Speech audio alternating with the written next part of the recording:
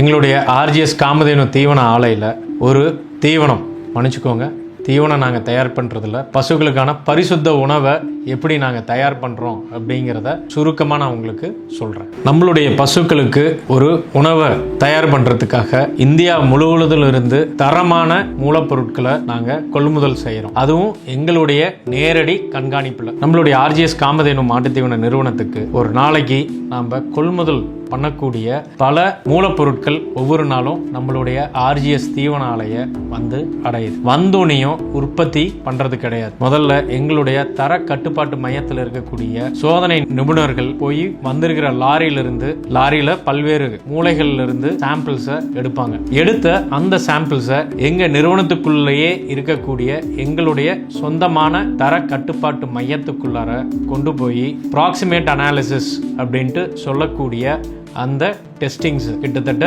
ஒரு 10 ஆய்வை நடத்துவோம். இது கிட்டத்தட்ட 3 மணி நேரம் ஆகும். இந்த 3 மணி நேரத்தில் இந்த டெஸ்ட் முடிஞ்சதுக்கு அப்புறம் தரம் கரெக்டாக இருந்ததுன்னா தான் நாங்கள் அந்த மூலப்பொருளை இறக்கிறதுக்கு அனுமதிக்கிறோம். எங்கள் QC லேப்ல இருந்து ரிசல்ட்ஸ் வந்த உடனேயே அதை எங்கள் நிறுவனத்தில் இருக்கக்கூடிய தலை சிறந்த ஊட்டச்சத்து நிபுணர்கள் குழு கிட்ட இந்த ரிசல்ட்ஸை கொடுக்குறாங்க. கம்ப்யூட்டர் சாஃப்ட்வேரில் இந்த ரிசல்ட்ஸ் எல்லாமே சேர்த்திட்டு ஒரு பசுவுக்கான துல்லிய ஊட்டச்சத்து உணவை நாங்கள் வடிவமைக்கிறோம். இந்த ஃபார்முலாஸை வடிவமைச்சோனையும் எங்களுடைய உற்பத்தி குழு கிட்ட இந்த ஃபார்முலாஸை ஒப்படைச்சிருவாங்க. என்னதான் நம்ம ஒரு தரமான மூலப்பொருட்களை நம்ம வாங்கியிருந்தாலும் அதை நம்ம உற்பத்தி பண்ணும் பொழுது சில சந்தேகத்தின் அடிப்படையில் அந்த மூலப்பொருட்கள் செல்லக்கூடிய இடங்கள்ல ஏதாவது சாண்ட் அண்ட் சிலிக்கா இல்லைன்னா மெட்டல் பீசஸ் ஏதாவது மூலப்பொருட்களில் வந்திருந்தா என்ன பண்றது அப்படிங்கிற ஒரு சந்தேகத்தில் எங்களுடைய எல்லா மிஷின்லையும் ஒரு இடத்துல இல்லாம 8 இடத்துல காந்தங்கள்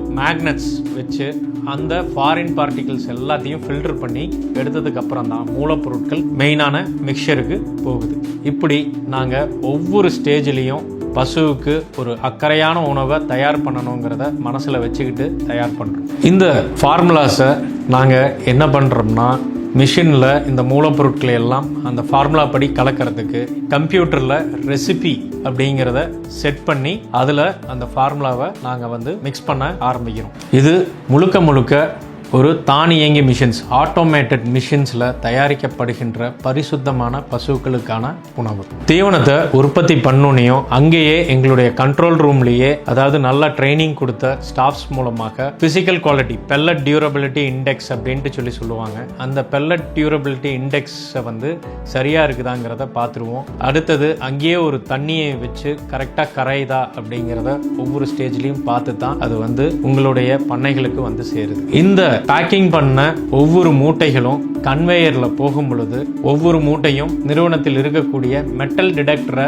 தாண்டி தான் போகணும். கடைசியாக அந்த தீவனத்தில் ஏதாவது துகள்கள் இருந்தாலும் மெட்டல் டிடெக்டர் மூலமாக அது எங்களுக்கு காமிச்சு கொடுத்துரும். தீவனம் உற்பத்தி ஆனதுக்கப்புறம் நாங்கள் அந்த தீவனத்தை அப்படியே உங்களுக்கு ஏற்றி அனுப்புறதும் கிடையாது. உற்பத்தியான ஒவ்வொரு பேட்சையும் நாங்கள் முறையாக எங்களுடைய ஆய்வகத்தில் மறுபடியும் ஒரு டெஸ்ட் இல்லைங்க 15 டெஸ்ட் எடுத்து பார்த்ததுக்கு அப்புறம் தான் நாங்கள் வண்டியில் லோடு ஏற்றுறோம். முழுவதும் தயாரிக்கப்பட்ட இந்த பசுக்களுக்கான உணவை நாங்கள் அடுத்தது என்ன பண்ணுறோம்னா எங்களுடைய ஆய்வு மையத்திலிருந்து ரிசல்ட்ஸ் வந்ததுக்கு அப்புறம் வெளியில் அனுப்புகிறோம். இதுலேயும் எங்களுக்கு திருப்தி எப்பயுமே இருக்காது. திருப்திப்படுத்திக்கிறதுக்காக கால்நடை பல்கலைக்கழக தீவன ஆய்வு மையத்துக்கு அனுப்பிச்சு அங்கேயும் ரிசல்ட்ஸை நாங்கள் சரி பார்க்குறோம். நாங்கள் தயார் பண்ணுறது கரெக்டாங்கிறத நாங்கள் செல்ஃப் செக் பண்ணி தான் பார்த்துக்கிறோம். இது எங்களுடைய தர கட்டுப்பாட்டு ஆய்வகம் கரெக்டாக தரம் பார்க்குறாங்களாங்கிறதையும் நாங்கள் ஒருக்கா பரிசோதனை பண்ணி பார்க்குறோம். அதே போல் ஒரு லாரி வந்தோனையும் ஜஸ்ட் நாங்கள் மூட்டையை ஏத்துறதே இல்லை. அந்த லாரி சுத்தமா இருக்கா, தண்ணி ஈரப்பதம் இல்லாமல் இருக்கா, அதே போல தார்பாய்கள் ஓட்டை இல்லாம இருக்கா அப்படிங்கிறத பார்த்துட்டு தான் அந்த லாரியில நம்மளுடைய பசுக்கான உணவுகளை நாங்க லோடிங் பண்றோம். நாங்கள் கொடுக்கறது வெறும் தீவனம் அப்படின்ட்டு நினச்சி நாங்கள் என்றைக்கும் உற்பத்தி பண்ணுறதில்ல. உங்களுக்கு நாங்கள் கொடுக்கறது எல்லாமே 46 வருஷத்தினுடைய அக்கறையான ஒரு பரிசுத்தமான பசுவின் உணவாக கருதித்தான் உங்களுக்கு கொடுக்குறோம். கடந்த 46 வருஷமாக எங்களுக்கு பசுவுக்கு என்ன வேணுங்கிறதும் தெரியும், பால் பண்ணையாளர்களாகிய உங்களுக்கும் என்ன வேணுங்கிறது எங்களுக்கு தெரியும்.